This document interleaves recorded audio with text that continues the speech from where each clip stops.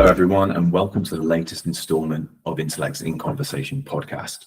Today's guests are the performance artist Jess Dobkin and Professor Laura Levin. It's an honor to have you both on the show. Thank you both for joining us today. Thanks, James. Thank you. Well, wonderful to see you, and thanks again for joining us. The main focus, I guess, of this episode is to discuss your new book, Jess Dobkins' Wetrospective, Constellating Performance Archives, which is published by Intellect and will be out next month in October 18th, I believe, is the publication date. So everyone keep their eyes peeled for that. We've all now seen a copy of the book and it looks absolutely sensational. So congratulations to you both on all the hard work. You must be really glad to see the final product. Are you happy? Super excited. Yeah. Awesome. Yeah, it must be great to see it in the world. Before we delve in and sort of talk about the book more specifically, I did want to just provide our audience with a bit of context really about you both and about the project more generally. So I'm going to ask a few questions, but I wanted to begin with you, Laura. So you're a professor, Laura. Will you tell us a little bit about where you're based and kind of what your research interests are?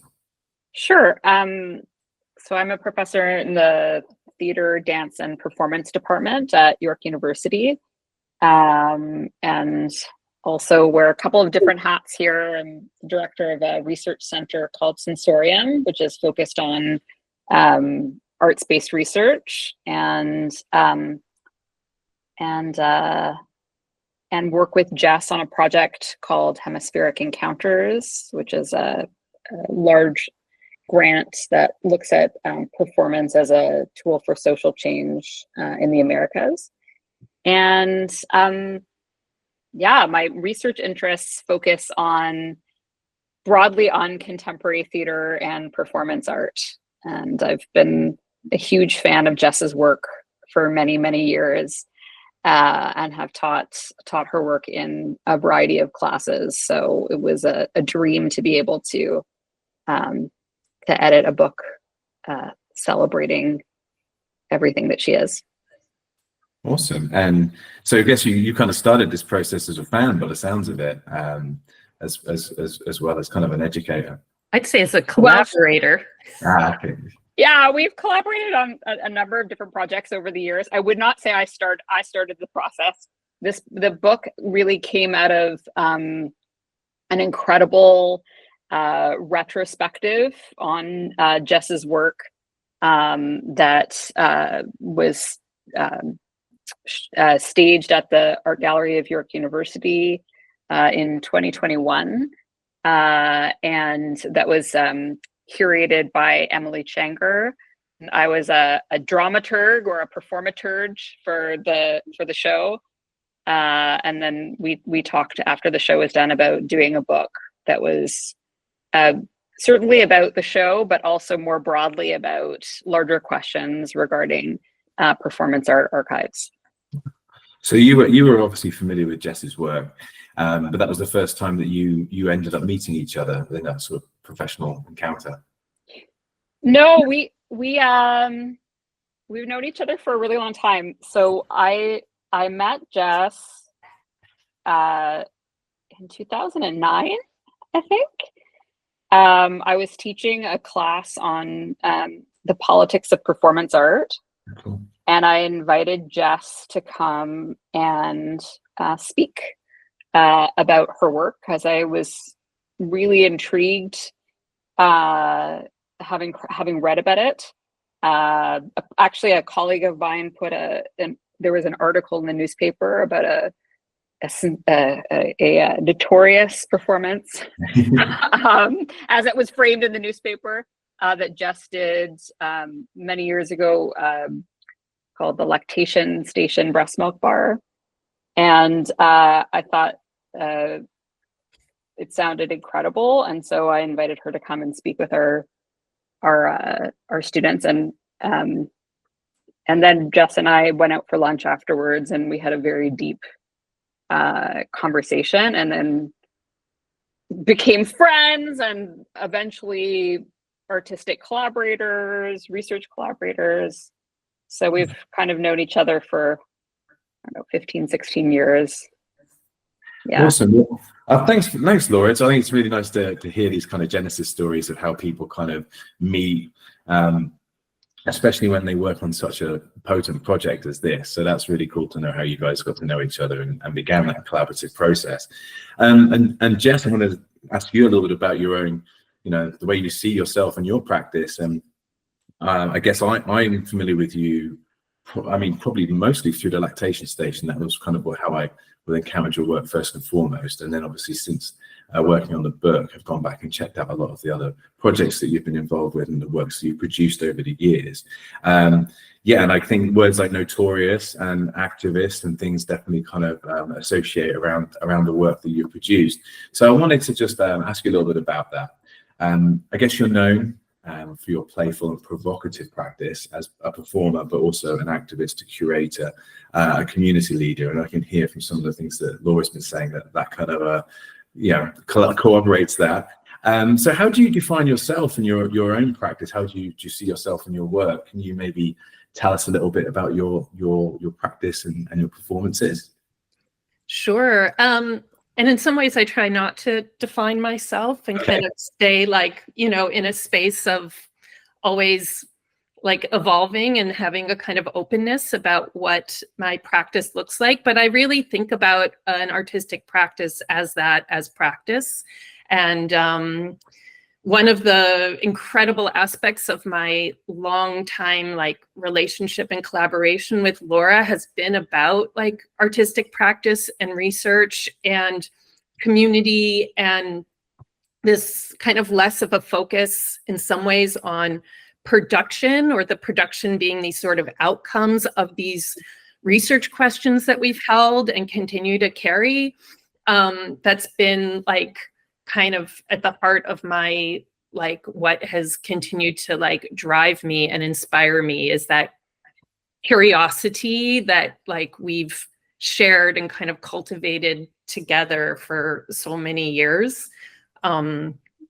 Yeah, and something that we've talked about as I always love returning to the snowball methodology of this sense of projects that just kind of are the snowball that's rolling down the hill that kind of gets bigger and bigger and more and more and more, and this kind of maximalist kind of way that also becomes more and more unruly as it gains speed and size. And that's just been such a pleasure for me to work with people like Laura, who kind of embrace that kind of excitement and possibility, and at times unwieldy ways of creating and being.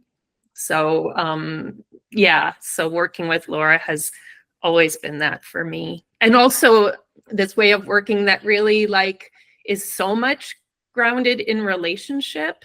I know we're on Zoom right now, so it's you can't see that I'm looking right at you, Laura, but I am, where it's just but just kind of really so much about relationship and collaboration. Oh. Well, thanks for sharing that. That's really interesting. And again, I like this kind of notion of this fluid identity. So, all these different sort of identities or roles that you inhabit are kind of all in flux and all moving together. I think that comes through in the art itself as well.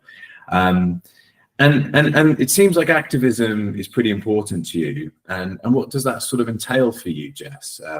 How does that come through in the art? Yeah, in many ways, I think I don't kind of separate out these sorts of spaces in my life as my engagement in community or in activism, in art making, in parenting. It's if anything, I think since I was younger, I've always seeking more synthesis in my life. I think when I was young, I felt aspects of my life were really compartmentalized, and it's been a journey for me to come to a place of of a sort of wholeness in myself and not kind of be in these sort of fragmented spaces. So being an artist or being queer or being a parent or being an activist are all kind of all in the mix all the time.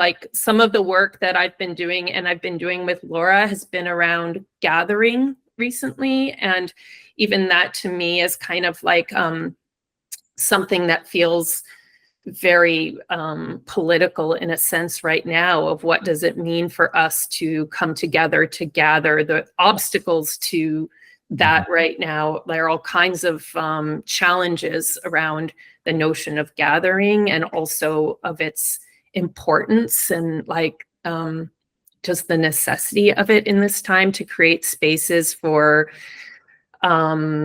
I mean, it's one of the things I love so much in performance is that the sense of just, and in times my practice, even in the lactation station or when I did an artist run newsstand, these sorts of, or organizing queer marches, it's kind of just being a bit of a party planner maybe, but of kind of creating a space where audiences can come to and be engaged, but even more than that, kind of have a real sense of agency in the space to kind of make something happen, that it's not just, that doesn't just happen by the artist, but it happens in a sense of community.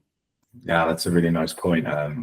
Yeah, that's something I think we often forget, that it's a collaborative process with the audience and the community as well. Laura, let me bring you in there as well, like just to talk a bit about Jess's work. What kind of, but yeah, what's your perspective on it? Why do you think it's so powerful and important? Is there, so you're kind of, you're a little bit objective, and you can probably be a bit more generous with your. I don't know how objective, but yeah, I mean, like the two kind of top things that come to mind. One is what Jess just touched on, which is that Jess is known not only in our local community, but internationally as a connector, as a person who brings people together to have sometimes hard conversations, sometimes joyous conversations. You know, she's interested in the art of gathering, but she is the gatherer extraordinaire, and that her art practice is not about her. It's not about her, you know, displaying her artistic genius. It's about how she makes possible opportunities for other people, how she builds communities, how she holds open doors, which is an incredibly moving thing to see, as a person who's sort of sometimes doing it with her, but also very often just watching from the sidelines to see how she has made micro and macro communities, how she's built them, sometimes from nothing. So whether it's, you know, bringing together a group of queer youth to talk about their experiences, or whether she's engaging with a group of performance artists to talk about their practice in a particular way, or whether she's making a space to have conversations within a particular cultural community. She's the person who's inviting everybody to the party, and the party is utterly creative and unique. And that's why the Wetrospective is called the Wetrospective, because it's not a retrospective of Jess's work. It's about the we. It's about collaboration as a form of artistic and research inquiry, not being at the center of her work, and then that having an activist dimension to it, because it actually changes worlds, not just for her, but for so many other people. And I think the second piece, which maybe goes back to something I was saying before, and I shouldn't have used the word notorious, like I think it was an entirely banal in another interpretation of that earlier performance. It was a performance about women's bodies, about the way that our bodies they leak, and we have fluids that come out of our bodies, and there are fluids that people don't want to talk about, and parts of our bodies that people would like us to keep hidden. Jess is known internationally as a person who is not afraid to embrace every part of our bodies, and to see particularly women's bodies, but bodies more generally, as a portal for engaging with the world, for engaging with very particular kind of life experiences.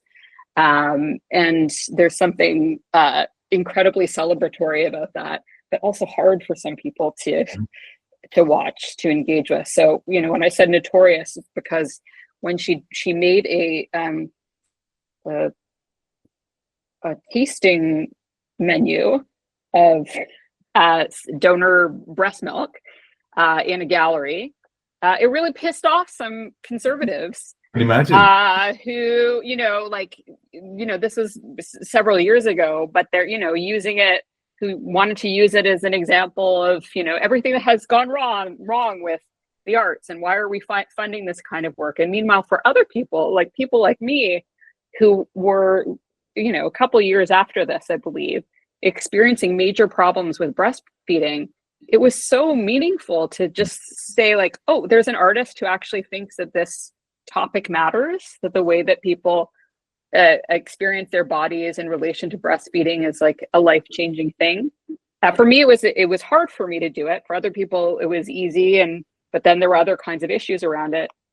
But just the fact that she's opening these kinds of questions that are trigger points for people who are in different places in the political spectrum is really powerful, and it's something that she's known for in her work, is putting the body at center and asking the hard questions about the body.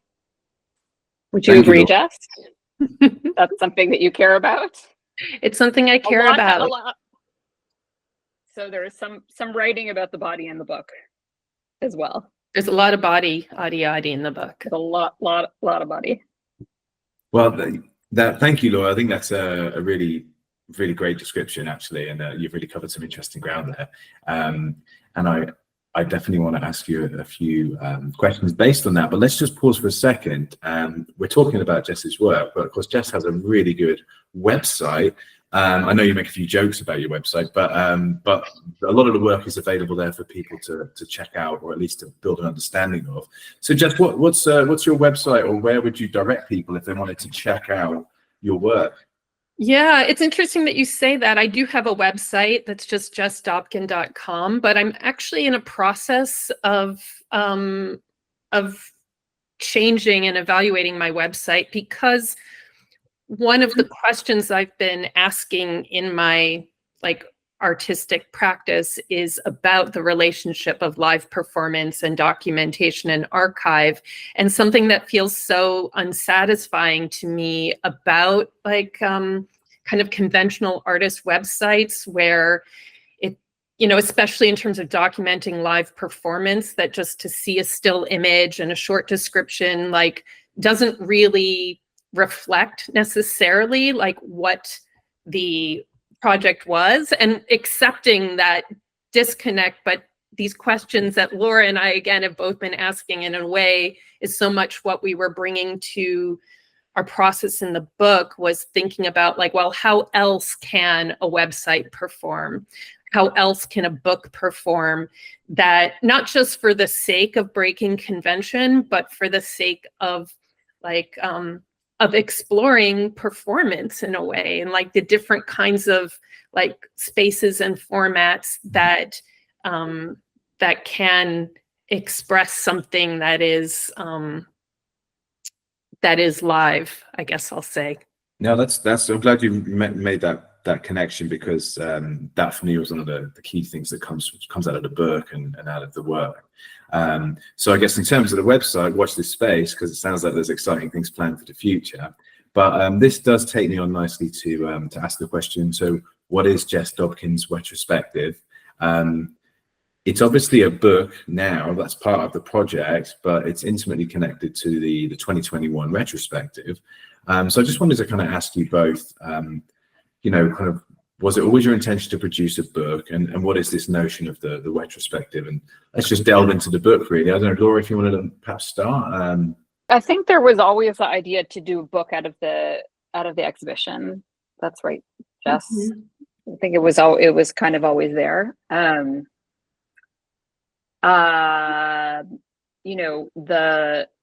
The interesting thing about the book, in relation to the exhibition, is that we didn't want it just, so again, going back to these questions that Jess is asking in her practice about the relationship between liveness and documentation, we didn't want it to be just simply a kind of mimetic representation of what you would have seen in the exhibition. So we were spending a lot of time asking questions about what it means to treat the space of a book as its own performance space, and to ask what does it mean for pages to perform, for the objects in Jess's performance collection to perform on the page. How is that different than them performing in the gallery? So it's taking the kinds of questions that were at the center of the Wetrospective and continuing the performance in book form. The Wetrospective, just to go back for a second, and Jess already alluded to this, and I probably just should have also said, this is another thing that you're known for. I could talk for a very long time, but Jess's work has been really radical in the questions that it asks about the nature of performance itself, where it starts and where it ends, and why it's a very kind of special art form. And so this goes back to performances. So the kind of inquiry that we see in the Wetrospective started, I don't even know, where do you even say that it starts, Jess? But like, just to give one example of one of her famous performances, she invited an audience to come and watch her do a kind of a durational performance for 4 hours, and had 100 people come as performative documenters to the performance, each with a different mode of documentation. So Etch-a-Sketch, and I had a Polaroid camera, and there were people writing poetry, and there were people, oh my gosh, I've written about this so many times, I'm going to forget all the different things. There are people doing interpretive dance, dance, and there was Barbie documenting, and etc. And so it was asking the question about, like, who is the artist in a performance? If you've been to any performance art piece, you know that, like, you can't see the piece without tripping over 10 people documenting the performance. So the question of, are they part of the performance? Are they not part of the performance, but they're interrupting the performance? Like, asking all these kind of questions, and then opening out to this larger question about who is performance for? What would it mean to see the community that comes to see a thing as part of the thing and part of the work of art? So all these questions kind of got fueled into the Wetrospective, because she was asked, like, she was invited to do this retrospective of her work, but then for Jess, it can't just be like, I'm going to show my work. The whole thing has to be about the problem of exhibiting a lifetime of performance work in a gallery space. So each of the different rooms in the Wetrospective are sort of exhibiting in really spectacular ways, different ways of thinking about archiving performance practice, and then also understanding the archive itself as a site of performance too. How a viewer comes to engage with a piece of performance ephemera allows the piece of performance ephemera to perform in new ways, again, or to keep performing. Maybe it never stopped performing, right? Jess, maybe you have some thoughts on this. No, I was just going to say it was so great for me to get to work with Laura as dramaturge and Emily Chengar as curator of the exhibition, and to create a project in such a large gallery, to be able to take over like the lobby, and then there are 3 rooms of the gallery, to kind of make all these proposals about how performance ephemera can be restaged and perform in these new ways, and by kind of creating new context that they kind of then have all these new lives to them. And just to say too, that the art gallery at York University, the AGYU, has had a long practice of publishing too, and publishing books with their exhibitions. And it was also exciting for me to have the show there that was kind of also part of this lineage of so many artists. And for me, like, artists in queer community in Toronto, and not just queer community, but of Toronto artists kind of doing projects in that space and making books through the AGYU, and kind of seeing the Wetrospective both as this kind of, as this one project show, but also kind of how it fits in. Like, and I'm always interested in that too as an artist, that it's not just about our, by any means, our singular practices and visions, but really seeing it too in terms of the web of so many others. Yeah. Well, brilliant answers from you both. Thank you again. And it just makes me want to, I guess, push the point that this is not an exhibition catalog. You know, this book is alive. You know, and it really does feel like a performance piece, or like a continuation of, you know, a living, breathing work, or a living, breathing archive. So, can I say one other thing to that, James? Yeah. I just want to shout out to Lisa Kiss Design, who designed the book. And just like in working with Laura, like for us, it was really important working with Lisa, who's like really like renowned book designer and graphic designer here in Toronto, but someone that I've collaborated with for years on other projects. And so coming to this book, it wasn't like, oh, and who's this person that we're like? Lisa also did design work for the exhibition, like inside the exhibition, and she's done design work for many of my other performances. So for her to do the book design was just kind of, again, not like none of it. And the contributors to the book are people who have been collaborators in many different ways and capacities. And so in a sense, like the book is very much another iteration and extension of this project of the Wetrospective, and thinking about how, like, I'm looking down because I'm actually looking at my copy of the book that I have here on my desk, but it's just also as an object itself performing, and thinking about objects performing, that it's kind of got its own, it becomes its own sort of character, and in reading a book is a sort of one-on-one performance, like an audience of one engaging with an object that's performing. And those are all kinds of like really fun questions that we've been like, you know, asking collaboratively through the process of making it. Well, you've kind of pinned me to the post there, because I was going to actually ask you about two of these things directly in my next questions. And one, no need to raise the book, because what we'll do is we'll flash the cover up on screen, because the cover is exceptional, spectacular, very impactful. We love it. So, you know, just like big shout out to the designer, and it's great to have that collaboration. We have a great design team, but it's always great to collaborate with these external artists as well. So the cover itself is such a informative piece. But I wanted to ask you more specifically about the other people you've collaborated with on this project. And obviously it sounds like it's kind of a lifetime, or your artistic lifetime has kind of collaborations have led to the book, and so many people are involved. And I know you can't do them all justice, but there are obviously some people, and some notable people too, who are directly contributing to the book. So perhaps one of you might want to talk a little bit about some of those collaborations, why they were important to have them in the project, and maybe, you know, how that happened. Perhaps Jess, I could start with you on that one. Sure.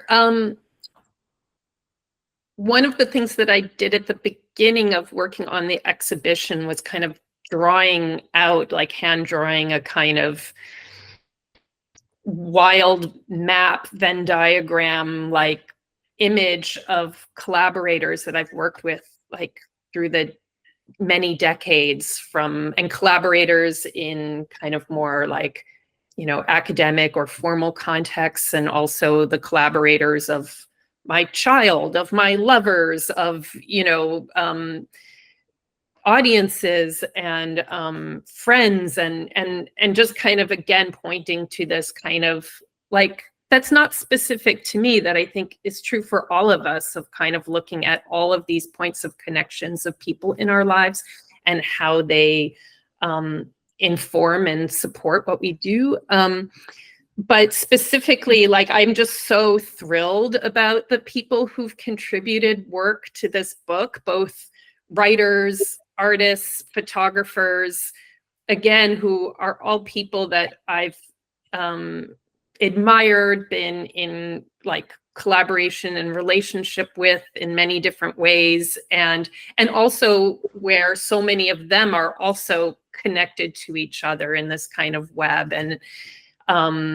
And the writings in the book take many different forms of writing, where we really wanted the writers to kind of have agency in terms of like what and how they express themselves, and that their writing isn't just, again, about like my practice, but also is very much reflective of who they are and what they make in the world. A few of the photographers whose work is in the book, again, are people that I've collaborated with for many years, and have been really important to me in this, again, going back to this idea that they're not just they haven't just documented my performances, but those have been real collaborations. And for me, of respecting them as artists, whose photographic, practice engages with my work, like that, in a sense where they become the artist and I'm a kind of moving still life or something that then they document, and that's their work. So if I may interject there, I think something we haven't really acknowledged, we did mention how visual the book is, but there's more than 400 images in this project, right? And it truly is like a mesmerizing visual display of work and objects and these collaborations. So yeah, I'm really glad that you've kind of highlighted that. Laura, maybe you can highlight a few of the collaborators from the book, and maybe just talk a little bit more about that process, or if anything comes to mind, or who are some of the people who've been involved in the project? Well, one sort of strand of collaborators, I would say, is kind of reflecting the tours that were given of the exhibition, and to think about what that looks like in book form. So the book begins with Emily Schenger's amazing curatorial essay / tour of Jess's book, not Jess's book, of the exhibition, and Emily does an amazing playful job of explaining not only what's incredible about Jess's work, but also the process of performative curating, and how and she's a real genius, I think, in that respect. Later in the book, Anne Spekovich, who is a amazing queer theorist of archives, or archivist of queer archives. However, I don't know how Anne would represent herself in that regard, but has done both a beautiful job of describing the archival reading room that's in the back of the Wetrospective. But we also included a little sample of the conversation that she had with Jess in that room with an audience as one of the performative tours. So I really enjoy both of those. I enjoy all of the texts, but those are kind of, we have those two tours. I also have a tour in the book, which goes throughout the book, which I've tried to kind of write as a performative tour, as though I'm guiding a new set of viewers through the exhibition. There are a lot of footnotes in the tour, because I'm trying to play with that also as a site of performance. But then there are things like Shalyn Weber Heffernan has, we've included her audio descriptions of the gallery, which are rich and sensorial, and add a different kind of dimension, going beyond the visual. There's poetic interventions by artists like Tamika Bullen. I don't know, Jess, I could go on about all the different, there are scholarly essays by, UK-based writer Roberta Mock, that are really, really incredible. So there's a lot of very different kinds of writing. And I think that adds also to the texture of the book, because it really mirrors what you saw in the exhibition, which is just a whole bunch of different aspects of the archive coming to life and jumping out at you in very, very different ways. And I think the texts that we've selected really reflect that as well. I think you've done a really good job there of sort of describing the book as a whole, really, as well. And I think our audience can probably get a real taste for what they can expect to encounter with this volume, you know, which is a rich collection. You know, it has all this material, it has all this visual, lavish imagery, and then it's very collaborative. It's very experimental as well, I think. So I think people have got a lot to kind of look forward to in the book. And just to reiterate, the book will be published October 18th. So watch this space, and you can purchase the book from intellectbooks.com or from the University of Chicago Press or from any good book retailer. So just take a look online. And guys, is there anything else you would like to maybe say about the book before we jump into some quick time questions? Is there anything that we think we've missed? I think we've covered quite a lot of ground there, and hopefully teased people so they definitely want to check the book out when it's published. I just might mention that the book is being published on World Menopause Day. Of course. Because there is a World Menopause Day, and by some magic, that is our publication date. And it's just random, right? It was just I don't know if I'd say random or just, some divine, alignment. And one of the projects I do is a Meno-meet, is a online sanctuary support space for people experiencing perimenopause and menopause. And we're having our next space in that sanctuary on October 18th. So it feels like a particularly auspicious, kind of alignment. Well, and of course we will be celebrating the book's launch in many ways, and we'll be tapping into that for sure as well. Thanks for reminding me about that. That's a really good point. And don't forget about World Menopause Day, James. Yeah. And Laura, any final thoughts from you on the book, or do you think we've kind of covered that? Just to say what a pleasure it's been to work on, and also that it will be an incredible resource for people who are rabid fans of Jess's work like I am. That it's not only a book that thinks really deeply about performance and archives and about how to transfer an exhibition into book form, but there's just a lot of information about Jess's performance work, full stop. There is a huge chronology at the end of the book that documents almost every performance that Jess has done, a lot of the major ones at least. And then throughout the book, in the images that you were talking about, is incredible visual representation of her contribution to the field of performance. And already, there's so many people who teach Jess's work in their classes, but we haven't had this resource in order to do that kind of work properly. So I think it's just going to be incredible for people to finally have this. I think Emily said this over and over again when she was curating the retrospective. It's amazing that it has taken this long for there to be a retrospective of this artist who has been so important to so many people in different cities for so long. Sorry, Jess, you can look away. I'm making you blush. Yeah. But it's true. It's true. And it doesn't make any sense that there hasn't been a book about Jess until now. So this is the book.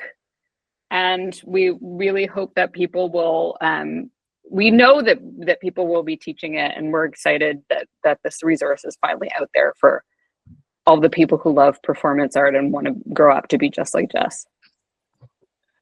Now I know what to do. So I love it. That's perfect, Laura. Thank you very much. So I'm going to ask you a few quick time questions. So no need to think too much about these. So kind of, go with what comes to mind. They're going to be a little tricky. I'm putting you on the spot. So, we'll go with the flow. But Jess, I wanted to ask, who inspires you there?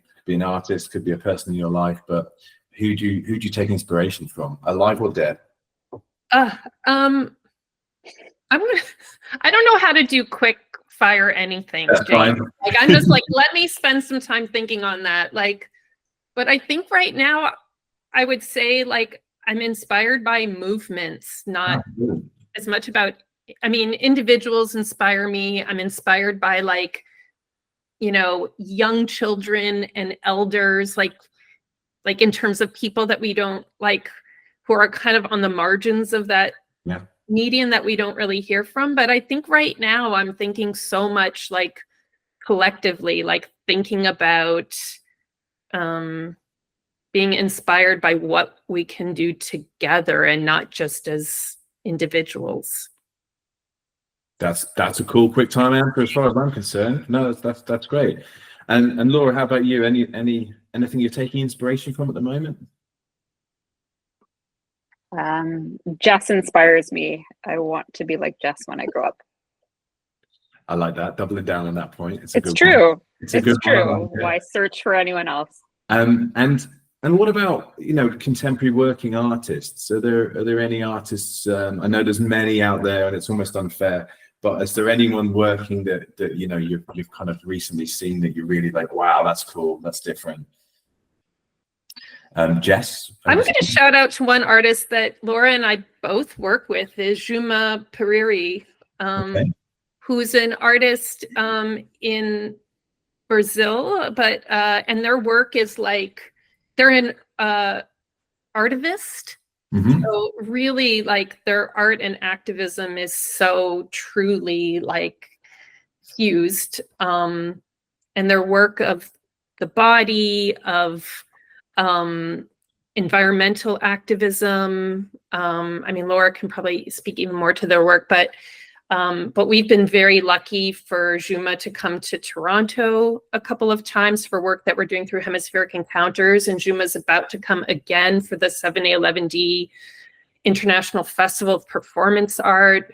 Juma's made a film called Hot Air that I've seen a couple of times, and like, I can't wait to see it again, because in the times that I've seen it, it just like, not only do I just feel like it's one of those films that I just want everyone to see. I'm also really inspired by my friend who's passed away, artist Wendy Coburn, who was a really important artist in the Toronto community and still is, and is someone who like I continue to feel so like connected to, inspired by, like the ways that I continue to learn from her even in her absence. And oh my gosh, I mean, there are so many artists I could speak about. It doesn't feel fair, James. I know it's a tough question, but you know, like, you know, ask me that again in 5 minutes and I'll tell you like other people. Like, it's just, I'm very inspired by other people, like, and by, you know, it's, and not creating work in a vacuum. Like, it's, I feel like for me, for artists, scholars, activists, like just like what Laura and I have been talking about, I think, but just that need for connection and support and sharing of resources and like, and inspiration. It's just, that feels so critical right now. I think what people will find as well is if they, you know, if they leave and read the book, or if they go to your website or do a little research around your work, they will, you know, undoubtedly be able to find various movements, communities, and things that have clearly inspired you, and probably use you as a jump-off point to investigate other artists and art forms, because you've been very impactful. But also, I know that you know, you will allude to it in your own work too. So, yeah. And I'm inspired by every contributor to the book, like truly, like, so, yeah, very deeply inspired. And it's nice to see some of those contributors are old friends of intellect, the likes of Roberta Mock and people like that who have long published with us. And it's great to see these connections come around. And of course, with your, you know, Journal of Curatorial Studies, which again is one of the ways that I encountered your work being referenced in the journal. So, you know, we obviously work a lot in Canada with Canadian artists and scholars, but York has always been a particularly supportive place of intellect, and we have collaborated in the past because think we have a shared vision on a lot of these topics. So yeah, nice to see a lot of our own heritage and lineage come through in the book too. Laura, is there anything you want to add to that question? I feel like Jess and I have the same inspirations. So I wouldn't add anything super intelligent, but I agree with all of it, and I'm excited for Juma to come visit us in 2 weeks, and have been working with them on a new research project that I think speaks in so many ways to the kinds of legacies of Jess's work too, around bodies and social repair. So yeah. Let me ask you another question. World making. Do you have a favorite city? I really love right now, but I could have a different answer 20 minutes from now. I really find Mexico City to be an incredibly inspiring city. Wow, yeah. It's a place that Jess and I did a performance together back in 2019. And I believe that was the first time I was there, and found it extraordinarily magical, very, very special from an artistic perspective. The vibrancy of artistic traditions there was something that I found just completely astounding. And we have been doing a lot of work with our project with artists in Mexico City. We went back and did a field school on food and art and performance. So yeah, I'm supposed to go on sabbatical next year, and when I've been thinking about it, so where do I want to go? I think I want to go spend some time there. Whether it will happen, I don't know, but I'd say Mexico City. That's a really good shout. Yeah, it's a really good shout. I mean, I think in some ways I'm loyal to New York City, which is where I was before I moved to Canada in 2002. Like, just like the caffeination of that place, the porousness of people, the the ways in which it's full of like that possibility and mystery, and the ways it's so like erratic and unstable, and like kind of all of it in some ways. And I think too, just that as I get older, like my memories of New York have ripened too, like just like my connection to the time and place of it like years ago. So were you there around that early 2000s period then? Before that, so I came up to Canada in 2002, so I was there until then.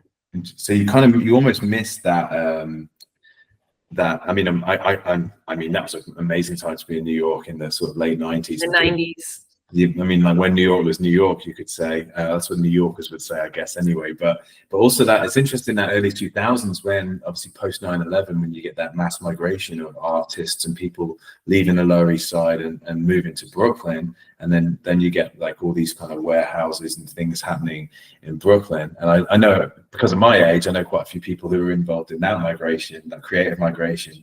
And a lot of new people coming to the city, and a lot of people leaving the city as a result of that traumatic event of 9/11 kind of thing. It's really, really interesting, because you get so many great bands that came out of all those warehouse parties, and then a lot of great artists too, and a lot of that collaboration. So that's kind of an interesting thing. Yeah, I want to shout out to Scott Miller Barry and Dumba. Like the space, I mean, there were those spaces like in Dumbo, like in Williamsburg, where so much could happen. And I feel like what's happened in New York, same in Toronto, like we really have a kind of crisis of real estate in Toronto, where it's so hard for artists, for like just experimental, alternative, queer spaces to exist, just because of the cost of living and of rents and all of that. But I totally am like so nostalgic for that time where like there were those spaces and the things that happened in them that were so, extraordinary and transgressive and beautiful. It's interesting you say that, because this notion of real estate, and like obviously people will say, I was going to ask a bit of a big question, but we can skip over a little bit. But I was going to ask you about what you thought were some of the greatest threats to the arts, but I actually really feel like this kind of real estate issue is one of them. And it's got historically, of course, with artists around the world, they often come into a space that's kind of precarious or liminal, and then they effectively are the first people who are involved in the gentrification process, in a sense. And then, of course, when people get wind of that, the people who want to buy into being cool kind of like follow, or the students and things like that often follow. And obviously a similar path we see over the world. But for me, you expect it in the likes of New York, Vancouver, Toronto, San Francisco, but it's also like here in Tucson, where I'm now based, where rising prices, especially for rents for retail spaces and things like that, are affecting collective and activist art forms, and things like that, because that real estate issue seems to be a global phenomena, and one intimately connected with, I guess, sort of neoliberalism and late capitalism. So it's easy to say, oh, late capitalism, yeah, that's the evil, and of course it is. But at the same time, it's like this real estate and the cost of living associated with rent in artistic spaces has obviously had a really detrimental effect on art and community, but also potentially opens up maybe a space for new communities and new areas outside of where you'd expect artistic practice traditionally to have like a really, I guess, like a genesis, like in a place like New York, there's always people going there to collaborate. But maybe, these sort of little communities in West and stuff, you hear people producing really interesting work because they can't afford to live in one of these big coastal cities anymore. Anyway, yeah, because obviously people can just be like, well, it's Donald Trump is the answer, obviously, but also, this the specific around the cost of rent, I think is really interesting. Anyway, I digress. But it seems like the situation in Canada is there's a lot of funding for artists, but also, again, you have these crazy cost of living crises occurring there as well. So overall, do you think Canada's still a good place for artists, a safe place for artists, for developing artistic output in the future? Or do you feel that Canada itself is also kind of a problematic space for supporting the arts? I mean, it's all relative, but I think it's a pretty good space to be an artist. I mean, we have a lot more arts funding than still, knock on wood, than in the States. Also, a lot more research funding for artistic-based work, which has been very good to the collaborations that Jess and I have done together. I think we're heading into something new. I think everyone feels there's something else coming, both in the States and in Canada, and that could change. But for right now, there's still funding for the arts. Yeah. There's still the arts is seen as something that's important within, at least within Ontario, I would say, but I see it across Canada as well. Yeah. I don't know, Jess, do you disagree?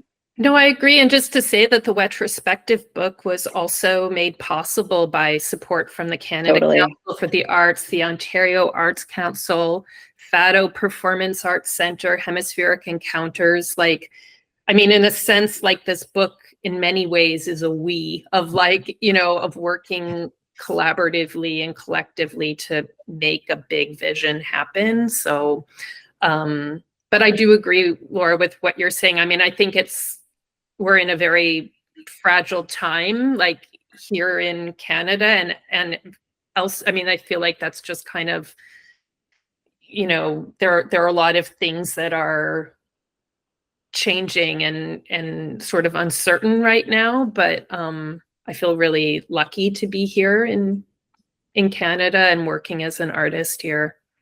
Just to say that this is maybe another reason why the book is important, is because our archives of performance can tell us something about why performance has been important and impactful at different moments in history. if we're heading into a time when we're going to need to start making some pretty strong arguments about why that funding continues to be needed, why we need to continue to support the arts. Archives are really valuable in that respect. I think you can go into an archive and understand why a performance mattered to to a whole bunch of people at a particular moment, and that's really valuable.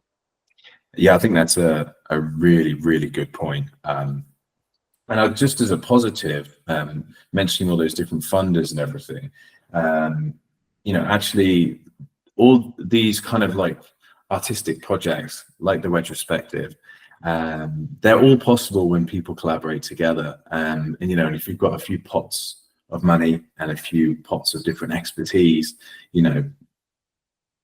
can do these amazing projects, and they can be as lavish as the highest end coffee table books and exhibition catalogs, and they can have that scholarly curatorial perspective and critical perspective as well.